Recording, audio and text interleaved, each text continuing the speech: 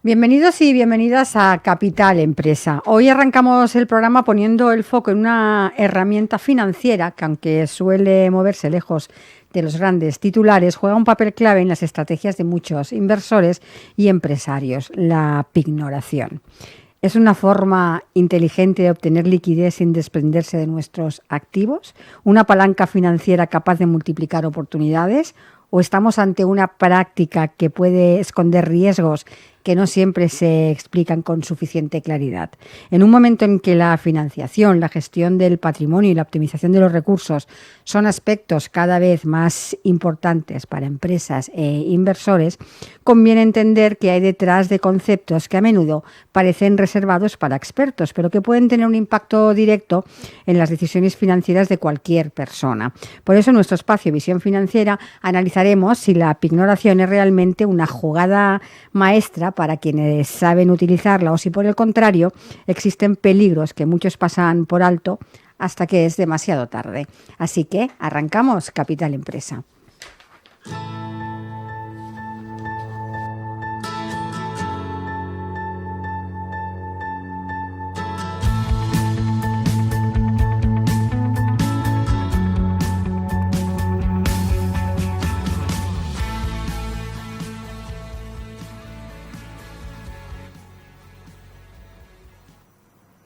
Y para hablarnos acerca de este concepto de la pignoración, contamos en el programa con la presencia de nuestro colaborador, Iván Méndez, asesor financiero en su espacio Visión Financiera.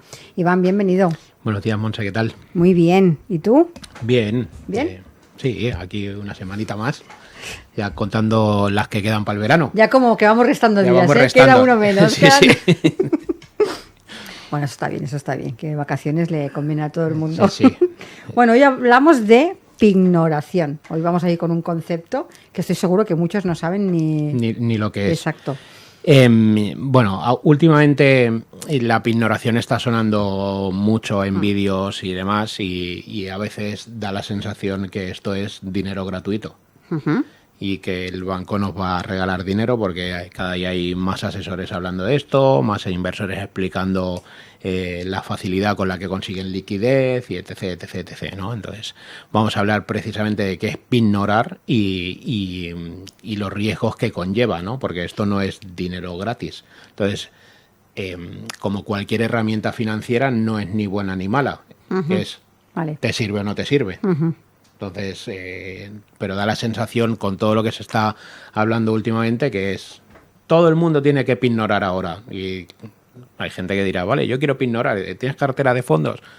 No, pues no puedes pignorar.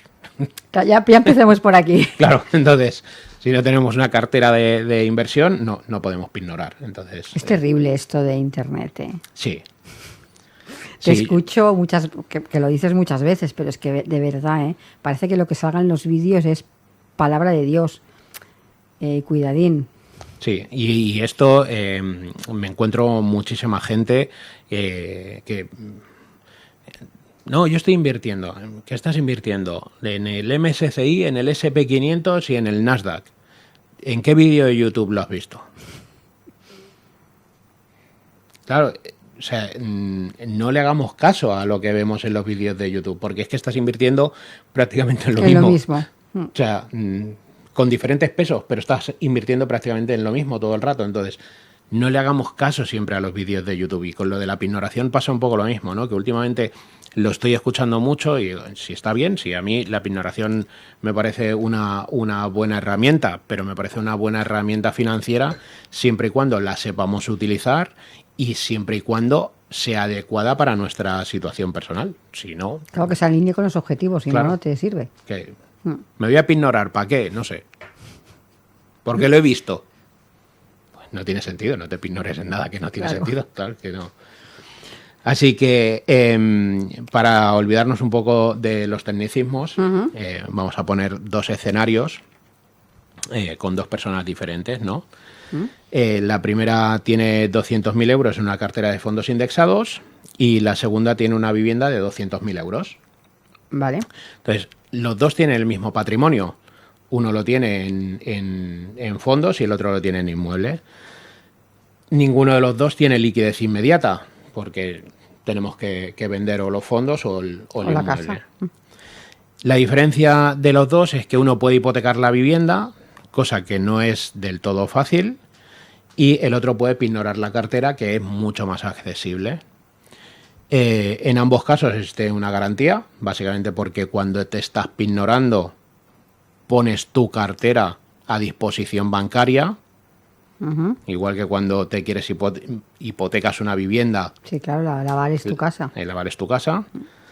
La única diferencia que tiene esto es el activo. Entonces, la pignoración consiste en entregarle eso, un activo financiero como garantía al banco para obtener esa financiación. Y aquí pues entran fondos de inversión, ETFs, acciones, bonos, carteras gestionadas. Todo esto sirve para pignorar. Entonces, ¿qué pasa con la entidad? Que la entidad aquí lo que va a analizar es la calidad de los activos, a ver qué es lo que tienes y en qué estás invirtiendo, la volatilidad, porque no es lo mismo tener una cartera más conservadora o menos volátil que tener una cartera 100% riesgo, la diversificación y la liquidez. A ver qué es lo que tienes dentro de esa cartera, a ver cómo puedes salir de allí, ¿no? Y en función de eso, pues determina la cantidad que está dispuesto a prestarte. Porque no llego allí y digo, tengo una cartera y pues sí, pues tenga dinero. Claro. Esto no pasa, ¿vale? Claro. Y entonces aquí hay una cosa bastante importante y es que no te van a prestar el 100% del dinero que tengas en la cartera. Es más, no es ni recomendable. O sea, ya a título inversor no es ni recomendable, pero bueno. Básicamente porque el banco sabe que los mercados caen, entonces si te presto el 100% y el mercado cae, tu cartera no vale lo que te he prestado. Claro, el banco no va a perder. El banco no va a perder. Nunca va a perder. No. La banca siempre gana y por eso siempre hay un margen de seguridad. Por eso no te prestan ese 100%, al igual que en las viviendas. Normalmente las entidades prestan el 80%, pues en las carteras pasa un poco igual, ¿no? Así que la pignoración no consiste en pedir dinero porque tienes inversiones, consiste en pedir dinero porque el banco confía en que tus inversiones cubrirán ese préstamo. Vale. Que el banco... Es decir, pasa por la revisión bancaria, si tus activos no son suficientes o el banco considera que no valen lo suficiente como para hacerte un préstamo, no te lo prestará. Te prestará menos. Te dirá, pues hasta aquí. Y entonces de aquí en adelante no hay más. Incluso si tienen mucho riesgo, pueden decirte que no. Si tiene mucho riesgo, o sea, siempre te van a prestar algo. Básicamente, si lo tuvieses todo en acciones o todo en una sola acción, es probable que te dijesen que no. Pero si lo tienes en fondos, es difícil que te digan que no, porque el fondo que se vaya a cero es... Sí. Complicado. El riesgo de que el fondo se vaya a cero es muy, muy difícil. O sea, yo es lo que le explico a todo el mundo. O sea, que un fondo se te vaya a cero, el menor de tus problemas será la economía de tu casa. Sí, claro. Básicamente sí, porque empezar a preocuparte mucho. Si el SP500 mañana se fuese a cero, se estaría liando una ahí fuera grande. Sería que una acción se vaya a cero, esto lo hemos visto un montón de veces. La gente no tiene quizás el recuerdo, pero yo siempre pongo un poco los mismos y creo que lo hablamos aquí hace poco. Kodak, la empresa más grande de telefonía de fotografía, se fue a cero. Black Blaster se fue a cero. Entonces hay empresas que se van a cero. Entonces si solo tienes acciones, el banco está asumiendo como mucho más riesgo. Si tienes fondos, bueno, aunque sea un fondo muy volátil, te va a hacer un margen de seguridad más amplio para no darte esa facilidad de decir, si cae, me voy a quedar aquí, pero vale. sí te ganan dinero. Y aquí entra la gran pregunta, ¿no? De por qué los patrimonios altos la utilizan tanto. Que aquí hay un pequeño error y matiz. La utilizan los grandes patrimonios, pero esto es accesible a cualquier inversor, ¿eh? O sea, no me gusta hacer publicidad de nadie, pero MyInvestor, por ejemplo, creo que te pignora a partir de 6.000 euros de cartera, puedes hacer apignoraciones. Bueno. Entonces, que cualquier inversor pequeño podría llegar a tener una pignoración. Y eso, aquí aparece algo que muchas personas desconocen. Los grandes patrimonios intentan evitar vender sus activos. O sea, siempre que quieras crecer, intenta endeudarte. Y ya sé que esto es complejo de entender, pero es mucho más fácil crecer con deuda que crecer a base de esfuerzo y pulmón. Entonces, si me dejan dinero, es mucho más fácil crecer. Y siempre mantienes el activo. Y siempre mantienes el activo. Que eso es lo importante. Claro. El tema es cuando la gente se endeuda sin nada detrás. Claro. Entonces sí que estás asumiendo un riesgo mucho mayor. Pero cuando tú te estás endeudando con un activo que cubre esa deuda, en el peor de tus casos... perderás el activo. Perderás el activo. Y ya está. Pero tu economía no, entre comillas, no se verá afectada. Claro, pero esto lo vemos muchas veces, que gente que le toca la lotería y entonces van y compran a pulmón con el dinero de la lotería una casa, endeúdate. No te descapitalices. O sea, y es que este caso además lo estaba hablando ayer con una clienta amiga. Se ha comprado una casa que le ha costado un dineral y lo ha pagado con el dinero de la herencia. Ya. Y claro, y ayer me escribía y dice que estoy sin líquido. Claro. Podrías haber pedido una hipoteca, por ejemplo. Claro.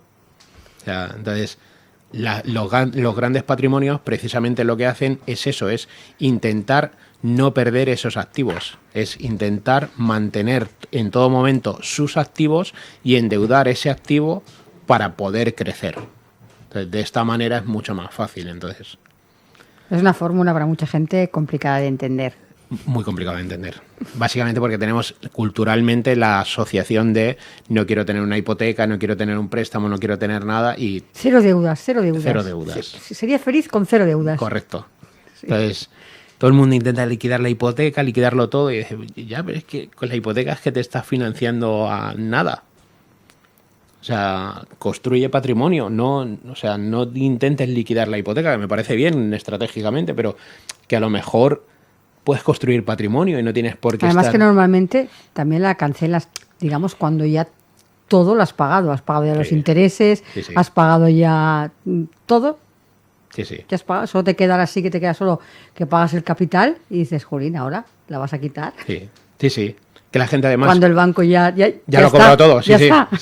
Claro, sí, es que la gente además no sabe cómo funciona el tema de las hipotecas y realmente es lo que tú dices. O sea, los primeros años estás pagando prácticamente todo intereses y todo poco capital y luego es el resto. Luego pagas capital y casi nada de intereses. Entonces, ya cuando te la quieres quitar ya es que estás, el banco ya te estás financiando a cero, estás devolviendo. Exactamente. Entonces, pero bueno, es lo que hay.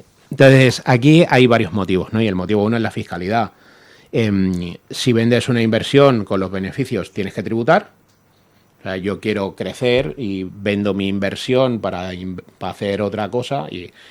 Claro, si vendes, tributas. Pasas por caja, Hacienda es implacable. No me voy a meter aquí hoy. Si no vendes, no tributas. Correcto. Con lo cual, mantengo el activo, me financio. Y mantener la estrategia. El motivo 2, mantener la estrategia. Muchos inversores tardan décadas en construir una cartera que no se construyen de hoy para mañana, sino es poquito a poco, y no quieren desmontar esa cartera cada vez que necesitan liquidez. Con lo cual, apaláncate en ese activo. Es lógico. Entonces, esa es la mejor manera de poder acceder al crecimiento tanto empresarial como a nivel patrimonio de cada uno. Y luego, pues con esto puedes aprovechar muchas oportunidades. Un empresario puede necesitar capital rápido para adquirir una empresa, comprar un local, ampliar su negocio y no quiere liquidar las inversiones. Y además, cuando tú una consulta, cuando tú haces una pignoración, ese patrimonio sigue trabajando, ¿no? Para nosotros, porque claro, el banco te presta, pero eso tu activo sigue allí, sigue generando. Sí. Vale. Sí, el patrimonio sigue manteniéndose y aquello sigue funcionando y no se aparta, o sea, no es... no es decir, los tengo estancado hasta que... No, sigue trabajando. O sea, si estoy invirtiendo en el S&P 500, va a seguir en el S&P 500 y generando. Y generando. No, generando. Sí, el banco no te lo va a pasar a un fondo monetario allí apalancado. No, va a seguir generando. Pues bastante inteligente, ¿no? No vender. Claro, hay gente, y esto también lo he visto alguna vez, que ignora el líquido que tiene en cuenta. O sea, en vez de tener una cartera, yo tengo 100.000 en el banco y voy al banco y le digo, quiero ignorar estos 100.000, que no tiene sentido. O sea, sí, te van a prestar dinero que tú tienes allí parado. O sea, es que no tiene ningún sentido. O sea, claro, eso no lo entiendo mucho. Pues al final no te está generando nada. Entonces, al banco, sí, vale, como te bien dejo colateral. El dinero que tengo cubierto. Claro, como bien colateral me viene bien porque en caso de fallida yo voy a cobrar exactamente igual. Pero haz algo con el dinero, no lo tengas parado. Claro. Que lo interesante de esto es no tenerlo parado. Y a lo que hablábamos antes de las hipotecas, yo a todo el mundo es lo que le digo, si inviertes no tiene ningún sentido que canceles la hipoteca. Ahora, si no inviertes y tienes dinero, cancela la hipoteca, porque para pagar intereses cancela la hipoteca. Pero si inviertes, a poco que estés invirtiendo, claro, ya te está dando más de lo que te está dando, de lo que estás pagando de tipo de interés. Entonces. Y luego el otro motivo es el coste de la oportunidad. Y aquí está lo que estábamos hablando, ¿no? Vamos a suponer una cartera con un histórico de un 8%, te financian, por ejemplo, a un 4% la pignoración, pues el patrimonio sigue creciendo más rápido que el coste de la deuda. Claro. Y entonces aquí es donde nace gran parte del atractivo de la pignoración. Los grandes patrimonios no suelen vender activos para conseguir dinero, intentan que los activos financien sus necesidades. Claro. Pues te decía que si tengo 100.000 euros parados, no tiene sentido que los pignore si tengo una cartera, como bien decías, pues sigue funcionando. La cartera sigue funcionando normal y me sigue dando mayor rentabilidad del interés que estoy pagando. Y entiendo que tengas la cartera que tengas en importe, el tema de la pignoración siempre es una buena estrategia. ¿O no? ¿O a partir de qué cantidad podríamos considerar lo que es buena estrategia pignorar? No, es que pignorar va a depender del para qué. O sea, ¿para qué quiero pignorarme? O sea, hay una estrategia últimamente que he escuchado ya varias veces, que es pignoro mi cartera, me dejan dinero.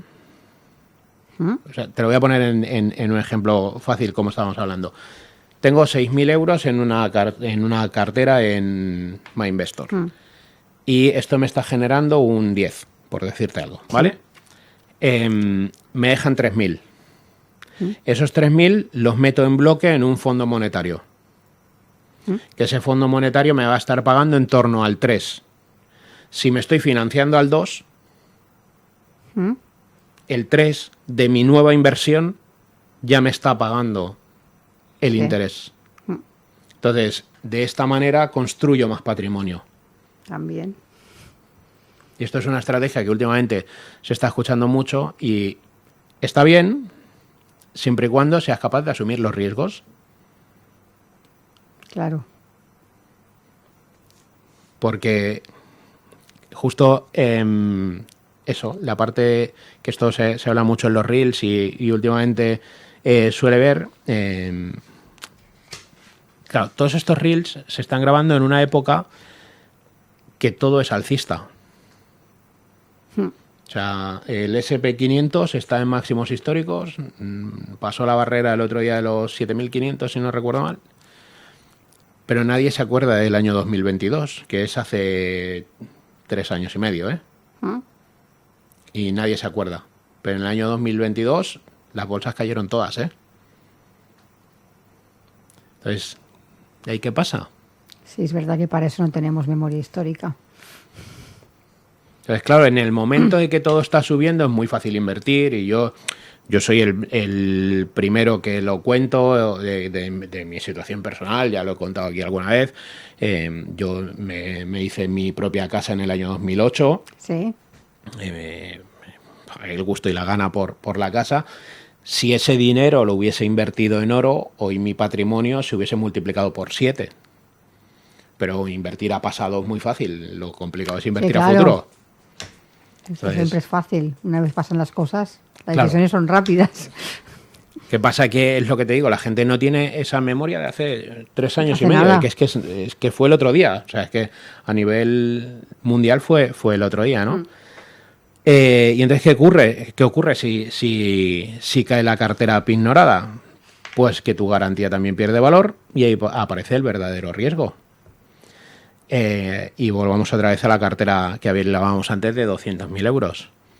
Te prestan 120.000, para no prestarte el 100%, como habíamos dicho, te prestan 120.000 y la caída del mercado supone un 35% y la gente dice, uy, un 35%. Bueno, ha habido caídas más grandes, no os preocupéis. En el SP500 también, ¿eh?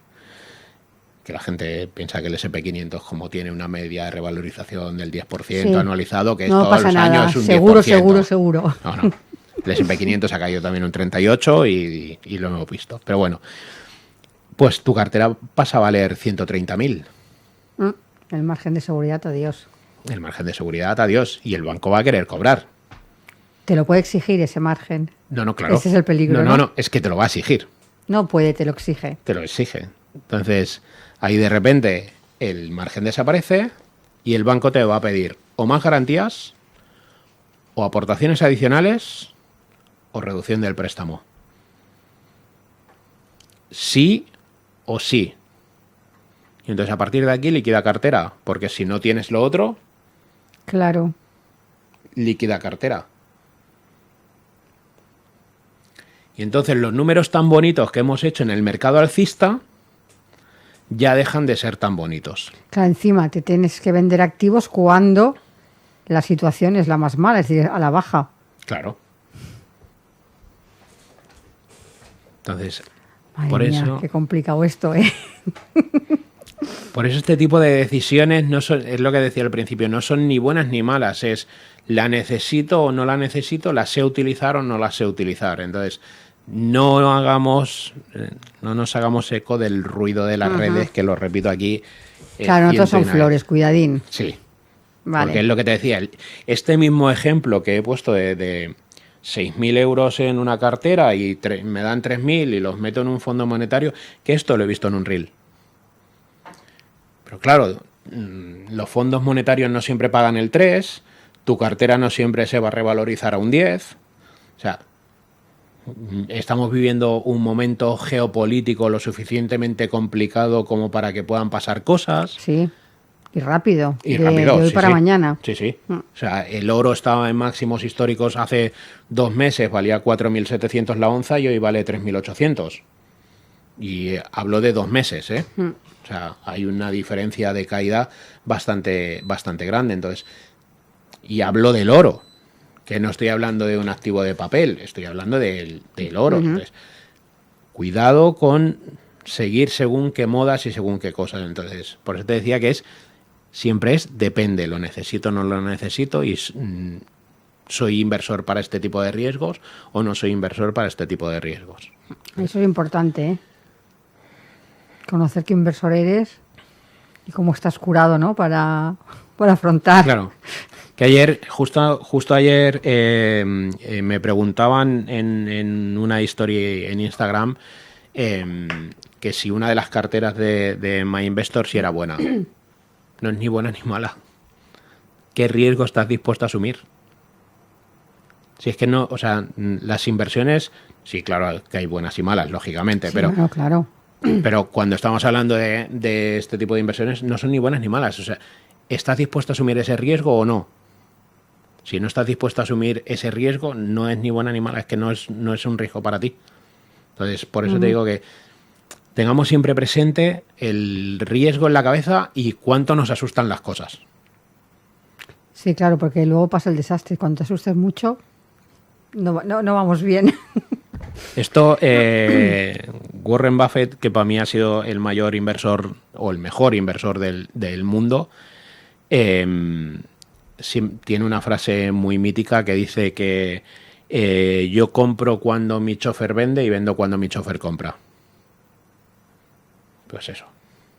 Está clara la frase. Lo normal, y esto lo hemos visto con un montón de inversiones. Ahora, ¿cuánta gente escuchas hablar de criptomonedas ahora? No muchas. Y hace 4 años, Buah. todos los criptobros, estaba todo inundado de gente experta en criptomonedas. Claro, pues no paraban de subir. Entonces todo el mundo invertía. Y de salir nuevas. Claro, y de salir nuevas, sí. Esto era, sí. Vamos. Entonces, solo faltaba la mía con mi cara. Que ya ha habido alguno que se ha hecho... Por eso lo digo. Sí. Dejaron de subir. Es más, empezaron a caer. La gente empezó a perder dinero. Y ya está. Y adiós los criptobros. Todos aquellos canales de YouTube que eran expertos en criptomonedas y iban a dominar el mundo, pues ahora tienen un canal de YouTube que se dedica a los viajes.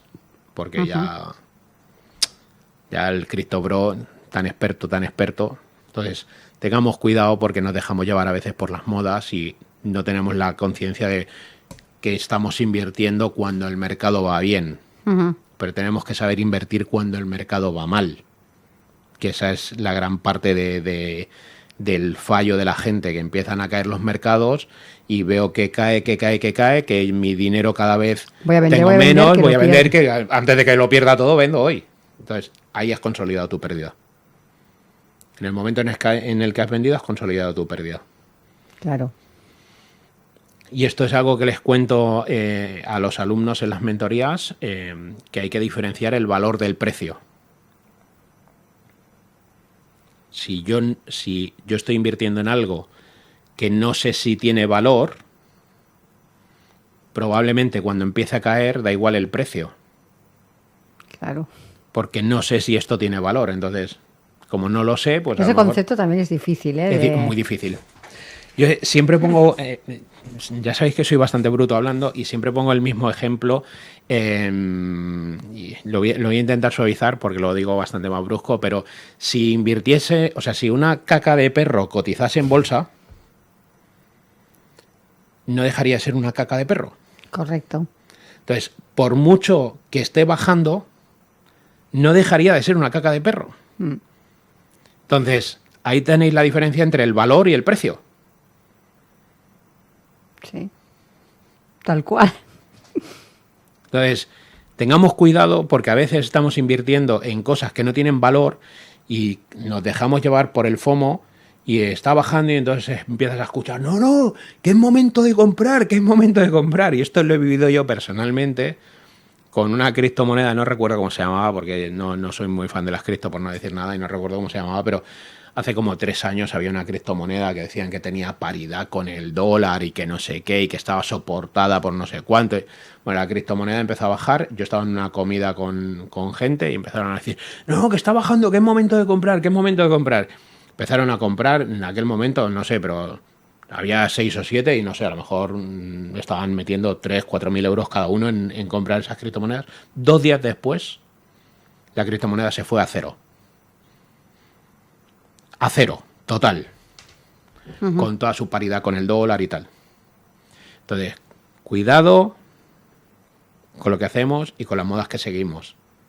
Entonces, las inversiones... No van por impulsos. No van por impulsos, van por estrategias. Y si tienes una buena estrategia de inversión, perfecto. Si no tienes una buena estrategia de inversión, no es para ti. No entres, no es para ti. O sea, no son cosas para ti. O sea, y construye una base. O sea, si yo mañana necesito dinero, solo tengo que hacerme una transferencia. No tengo que desmontar ninguna inversión. No tengo que desmontar absolutamente nada de lo que tengo invertido. Solo tengo que hacerme una transferencia de mi cuenta remunerada a mi cuenta personal y liquido lo que tenga que liquidar. Y a partir de ahí, empieza a invertir, y busca ignorarte, busca lo que necesites. Pero si no, no. Eso es lo que estábamos justo hablando, ¿no? Que el riesgo de la pignoración no aparece cuando los mercados suben, aparece cuando caen y necesitas liquidez al mismo tiempo. Porque claro, ahora ya la hemos liado, ¿ahora qué hago? ¿Vale? Y entonces el error psicológico que más se repite es, pues, que aquí entra todo comportamiento humano y para mí es uno de los puntos importantes. Cuando una persona tiene una cartera de 300.000 euros se puede sentir cómoda, pero cuando tiene una cartera de 300.000 euros y una deuda asociada de 150.000, la situación ya no es la misma. No, claro. Porque ahora existe el apalancamiento, el apalancamiento lo amplifica todo, las ganancias, pero claro, también los errores. Es un poco lo que veníamos hablando. Entonces mucha gente descubre que tolera peor las caídas cuando existe deuda, aunque su cartera sea exactamente la misma. Pero no es lo mismo lo que hablábamos antes de quiero liquidar la hipoteca por no tener deudas, que tengo mi cartera, se cae, bueno, ha caído, medianamente me puedo quedar ahí, pero tengo la deuda asociada allí, entonces mi cartera cae, entonces ya me empieza a entrar miedo y entonces ya empiezo a tomar... la gotita, ¿no? Del claro, sudor. Sí. Tipo anime. Sí. Entonces, las preguntas que se tiene que hacer la gente antes de pignorar su cartera es, ¿qué te preocuparía más? ¿Una cartera de 300.000 euros cayendo un 30%? ¿O una cartera de 300.000 euros cayendo un 30% debiéndole 150.000 euros al banco?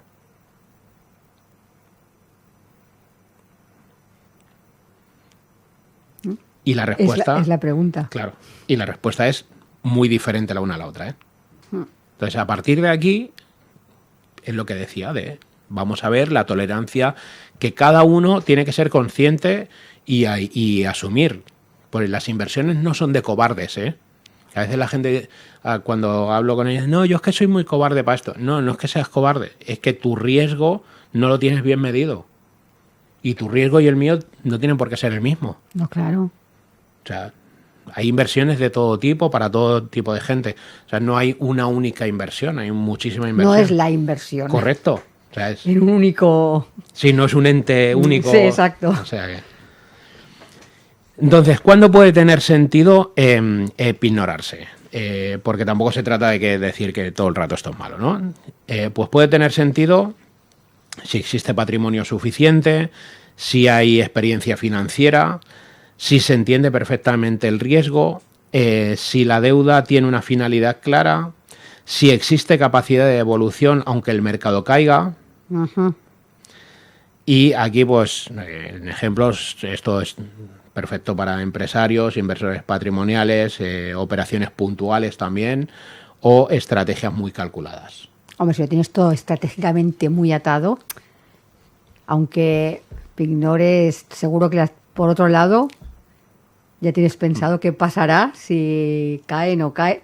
Es decir, lo tienes cubierto ya, estas estrategias claro. Ya... Claro, lo que te decía, si yo tengo una estrategia bien diseñada, yo a día de hoy podría pignorar las carteras que tengo. No las pignoro porque tampoco, o sea, no necesito ese crecimiento ahora mismo. Pero podría pignorar mis carteras, que si mañana cayesen, es lo que te decía, tengo solvencia suficiente como para no tener que desmontar nada y poder responderle al banco. Entonces, eso es una estrategia de inversión.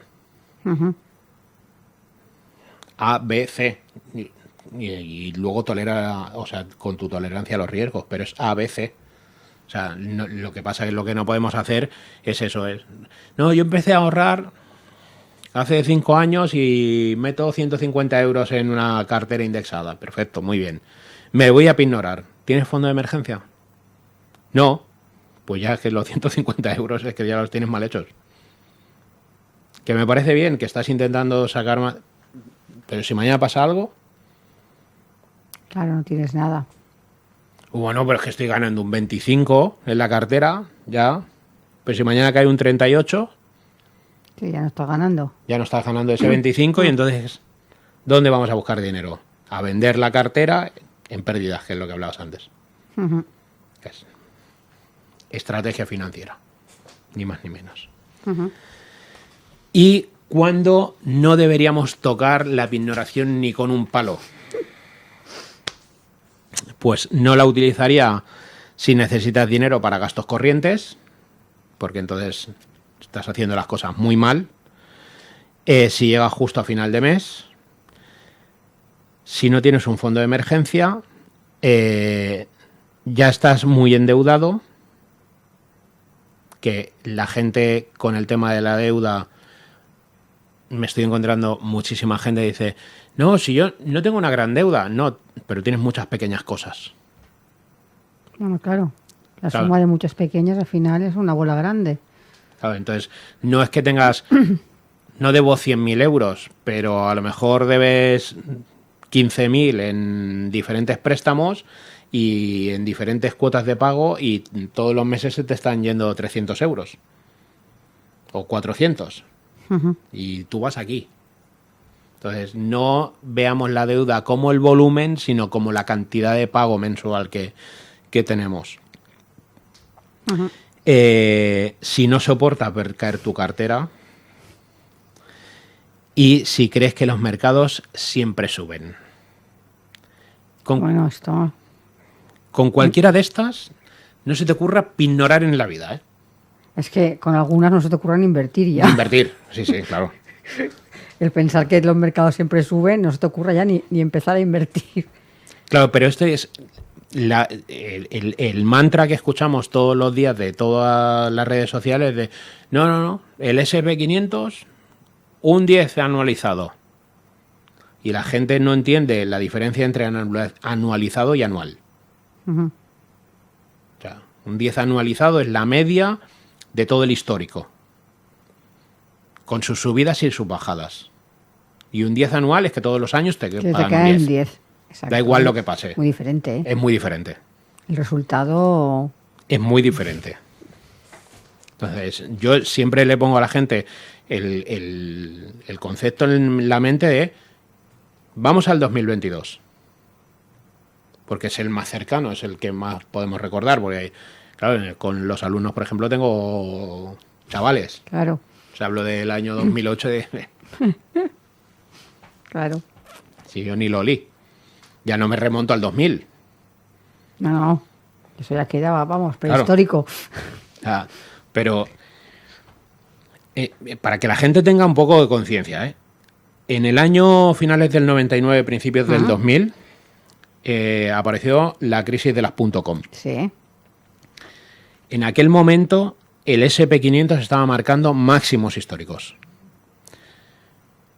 Cayó, nos fuimos más o menos al año 2003, que toca suelo.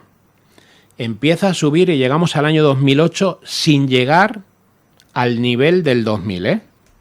Estoy hablando de 8 años sin llegar al nivel del 2000. Crisis de la subprime, quiebra Lehman Brothers, volvemos a caer. Año 2010, vuelve a tocar suelo. Y en el 2012, más o menos, empiezas a igualarte con el año finales del 99, principios del 2000. 12 años para llegar a donde estabas. A donde estabas. Entonces... Ojo. Que sí. Claro, pero este histórico ni lo sabemos, ni te lo... Quien empieza a invertir ni lo sabe ni se lo cuentan. Ni lo mira. Ni lo mira, claro. Porque queda muy bonito lo que dices tú, ¿no? El reel, el de esto invierte aquí, estos son mis números. Claro, los números de este señor puede que no sean los míos, evidentemente. Entonces, bueno, ojo. Entonces, sí que es verdad que desde que tocamos suelo en 2010, el S&P 500 viene creciendo con las típicas subidas y bajadas y alguna corrección, pero claro, es que llegamos a marzo del 2020. Y en marzo del 2020... el S&P 500 cae en vertical. Si te hubieses ignorado en febrero, en marzo estarías saltando por las ventanas del ático de tu casa. Claro. Porque el susto de aquel día fue terrible. Pasamos al 22 y todas las bolsas cayeron 18, 20 y te pasaste el año en negativo todo el año. Y hemos empezado este año con el tema de, bueno, este año no, el pasado, con el tema de los aranceles de Trump y demás, con toda la tensión de bolsas, etc, etc.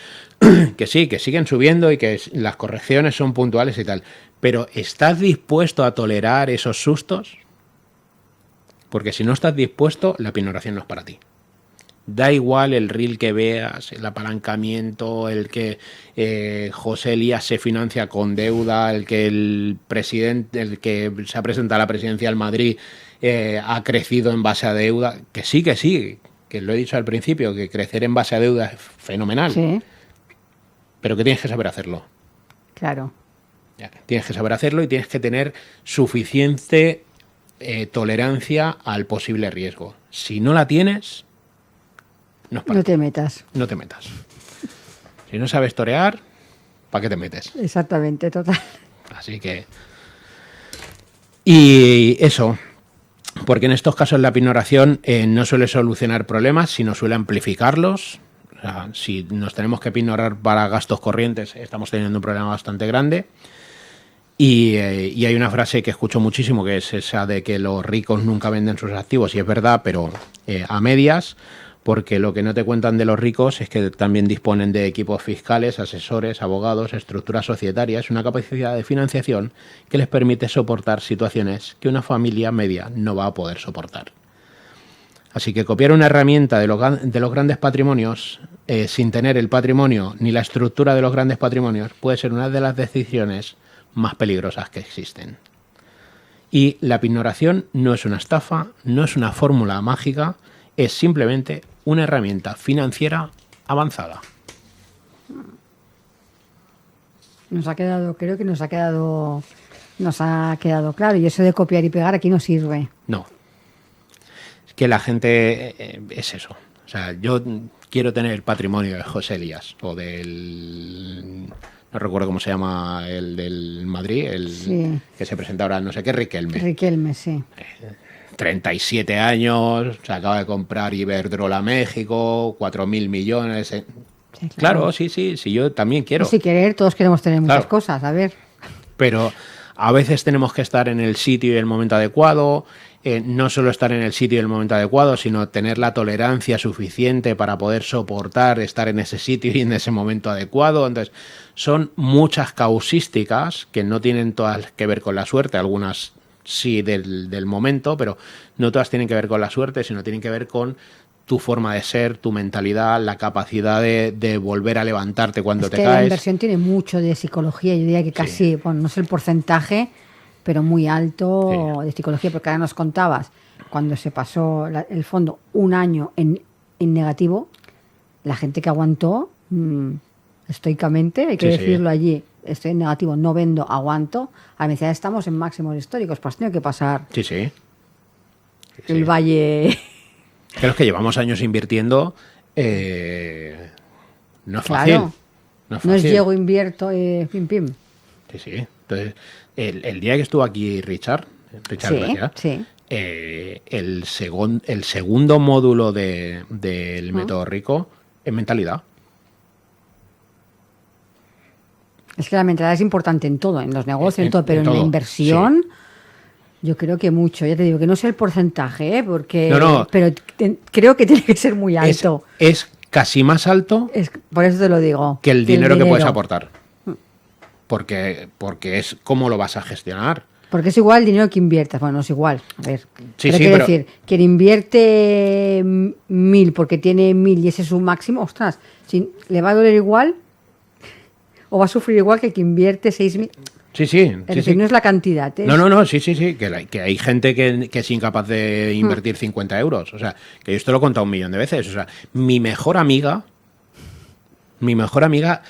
o sea, se abrió una cuenta remunerada. Una cuenta remunerada, o sea... Sí que no, a ver.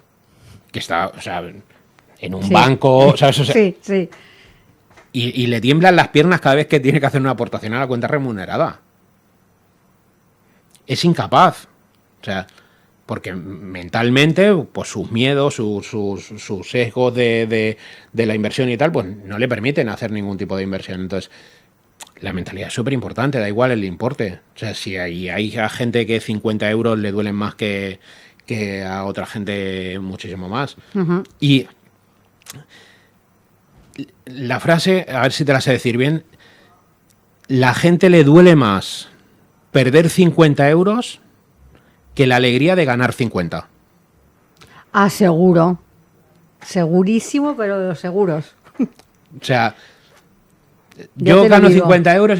Muy bien, 50 euros. Ahora, pierdo 50 euros, me cago en la hostia. 50 verdad. Euros, que no sé qué. Y con lo que me cuesta ganarlo. Ya, pero si el otro llega a este 50 y no te... ¿Sabes? Pues... Sí, la pérdida como... A ver... Es un poco lo que decías del valor de las cosas. Sí. No tiene el mismo valor cuando lo pierdes que cuando lo ganas. Exacto. Sí. Es ahí. Es ahí. Pues Iván, creo que hemos dado un buen repaso a la pignoración. Creo que ha quedado bastante claro. A ver. Espero. A ver si hemos aclarado dudas. Y bueno, tú y yo nos vemos la semana que viene. Hasta la semana que viene. Y nosotros volvemos mañana. Les espero, como siempre, en Capital Empresa. Así que hasta mañana y feliz día.